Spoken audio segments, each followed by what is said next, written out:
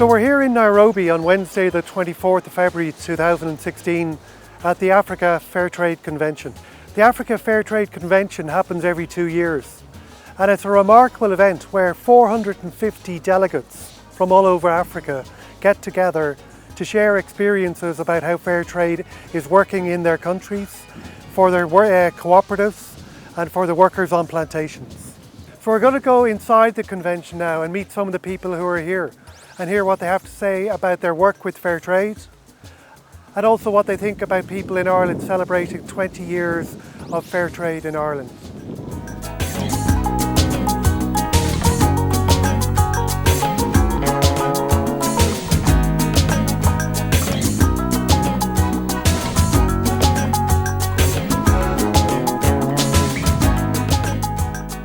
The Africa Fairtrade Convention is a celebration of the milestones we've achieved over the past 2 years.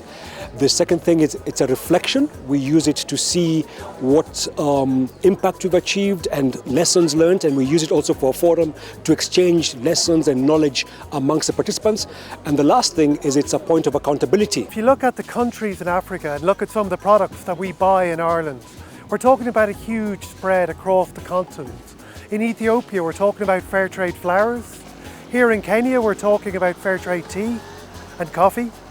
We're also talking about coffee from countries like Uganda. We're also talking about sugar that comes from countries like Malawi. Fairtrade sugar, so far, it's going on all right.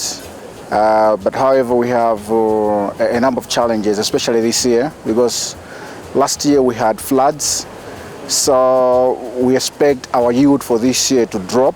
Already the price of sugar has dropped, but all these years we have been able to sell all our sugar on Fairtrade markets under Fairtrade terms. When I went to Ireland, at that time we were promoting the key thing was bananas, go bananas, but also it did not stop promoting other Fairtrade products.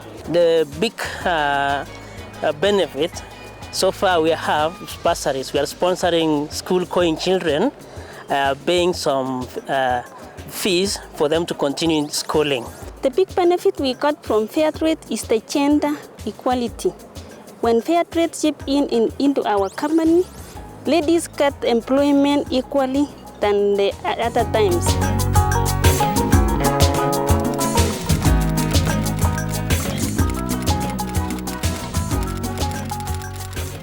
In South Africa, the situation for workers is relatively complicated. We're dealing with a history of exploitation, a long history of exploitation and racism. We're also dealing with a sort of payment or wages system that was linked to what's termed the DOP system, which is where farm workers were paid in alcohol, so wine, because the biggest product coming from South Africa is wine. And that is obviously because alcoholism is hereditary. That causes challenges with children, it causes alcohol fetal syndrome. So socially, we're still struggling with the vestiges of the apartheid system.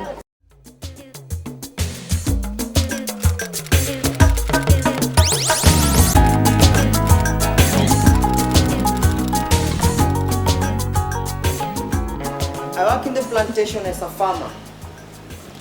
I have to work because my mother needs money. My father treats her like a slave. But I don't like it when my boss beats my father. I always cry. My work is not easy.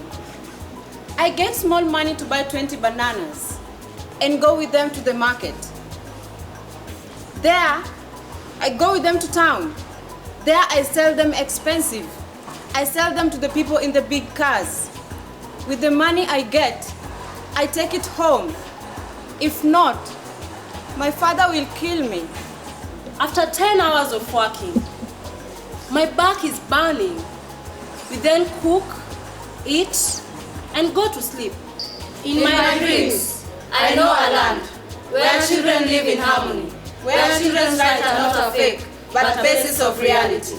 This land is called the modern world, and it cares for its society, because the exploitation and abuse is not the right mentality.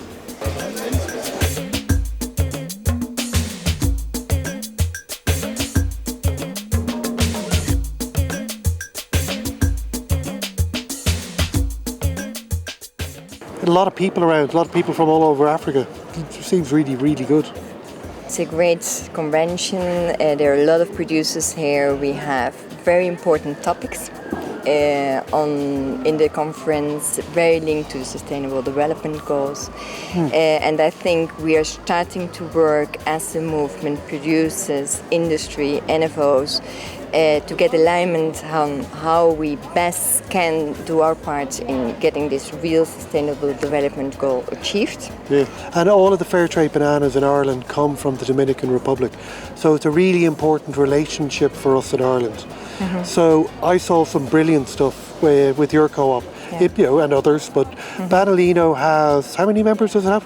We have 300 members. They're all small farmers with an average amount of land of 3.5 hectares. Already quite some time in Fairtrade, and to be honest, we have seen the change Fairtrade make in producers' lives. Do you think we'll ever see a time when the trade unions will be part of the industry and part of that sustainable future? Well, the trade unions are more and more part of the industry. In Latin America at least, and I think in all parts of the world, the unions have been always quite linked to the banana industry. In some countries more than in others. In the Dominican Republic there is a starting relationship. There was a better relationship many years ago. It didn't went so well. It was not in Fairtrade, it was outside of Fairtrade. And I think now they're starting to have a dialogue again, and that's the start of a relationship that should during the time being stronger. I also believe it's very important to empower workers so they are able to take the right decisions and are able to take the decision how best to be organized and how best to be represented. What would you say to companies and people in Ireland about Fairtrade for the next 20 years? Ireland is doing a very good job, but I would say that if our focus for the next 25 years is to reach sustainability, then Fairtrade is your best partner. A lot has changed for Fairtrade Africa in 10 years. I mean, when we started, more or less started in 2000, it was started by 10 coffee farmers who formed a network. And in 2002, they thought, okay, we better formalize our partnerships. And in 2005, Fairtrade Africa was established with a secretariat in Moshi, Tanzania. Now we're talking about 460 producer organizations with 1 million farmers and workers. So we've grown. To the people in Ireland, I think we'd like to just say how important it is to know that there are people on the other side of the world that buy products because they care about humanity and they want to change society. People in Ireland celebrate 20 years. My message to them is that Fairtrade is growing strong, and by them getting more and more involved in the consumption and marketing Fairtrade, they can put a smile to a producer the producers all over the world. I would like to wish you all the best as you are celebrating your 20th anniversary, and to encourage you to remain committed to Fairtrade, just like we are doing in Malawi. We take Fairtrade as a business, of course, but also as a way of life.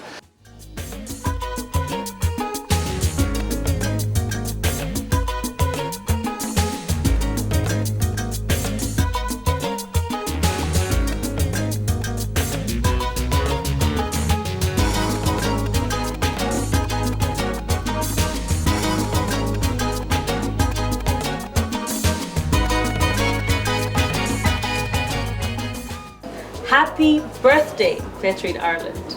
Please continue to buy lots and lots of Fairtrade and help our 1 million plus producers in Africa and the Middle East. Happy birthday, Ireland. Fantastic work you're doing. Continue to do it this way. I wish our green island in the rain all the best and sunny Fairtrade time for the future. You are doing a good job. We are proud about Ireland, and I will drink a Guinness in favor of your anniversary. Irish are the highest per capita buyer of Fairtrade products, so well done in achieving that. Happy Fairtrade birthday to everyone in Ireland. I'm Ian Bretland. I've worked with the Fairtrade Foundation in the UK for nearly 20 years, But I think the next best thing after the success we've had in Britain in growing the market has seen our neighbours in Ireland do exactly the same. So well done. I wish you all the best. Fantastic work you're doing. Happy birthday. I think we're competing with you about the highest per capita consumption. And I would say Fairtrade is good for you.